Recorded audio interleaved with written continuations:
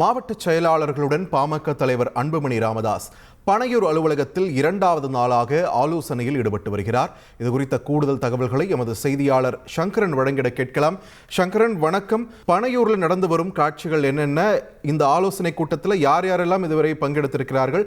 என்னென்ன விஷயங்கள் பிரதானமாக பேசப்பட்டதா தகவல் கிடைச்சிருக்கு? வணக்கம் பார்த்திபன்.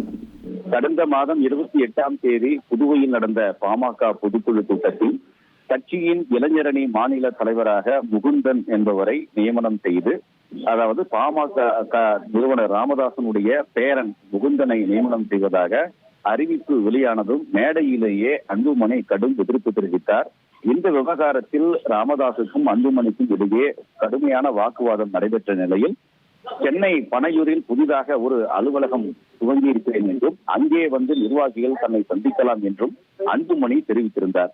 இப்படிப்பட்ட ஒரு சூழலில் சென்னை பனையூரில் இருக்கக்கூடிய அந்த புதிய அலுவலகத்தில் ஏற்கனவே 2 தினங்களுக்கு முன்பாக காஞ்சிபுரம், செங்கல்பட்டு, திருவள்ளூர் மாவட்டங்களைச் சேர்ந்த மாவட்ட செயலாளர்களை அன்புமணி ராமதாஸ் முதல் முறையாக சந்தித்தார்.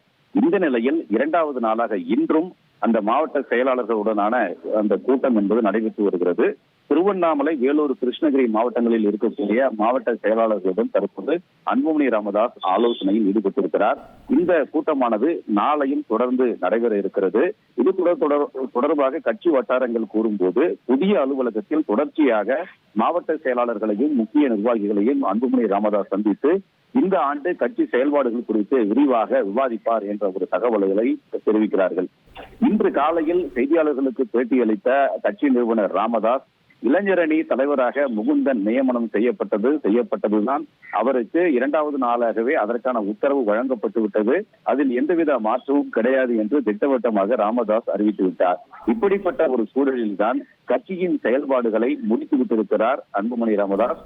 புத்தாண்டில் கட்சியின் செயல்பாடுகளை வேகம் எடுக்கும் வகையில் அவரது செயல்பாடுகள் அமைந்திருக்கின்றன. தொடர்ச்சியாக இனிமேல் பனையூர் அலுவலகத்தில் அவர் கட்சி நிர்வாகிகளை சந்திப்பார். பல்வேறு முடிவுகள் அந்த அலுவலகத்தில் எடுக்கப்படும் என்று தகவல்கள் வெளியாகியிருக்கிறது. வழக்கமாக தைலாபுரம் தோட்டத்தில் மாவட்ட செயலாளர்கள் கூட்டம் நடைபெறுவது வழக்கம். தற்போது அதற்கு மாறாக பனையூர் புதிய அலுவலகத்தில் மாவட்ட செயலாளர்கள் கூட்டம் நடைபெறுவது குறிப்பிடத்தக்கது. பார்த்திபன், நன்றி சங்கரன், உங்களுடைய விரிவான தகவல்களுக்கு.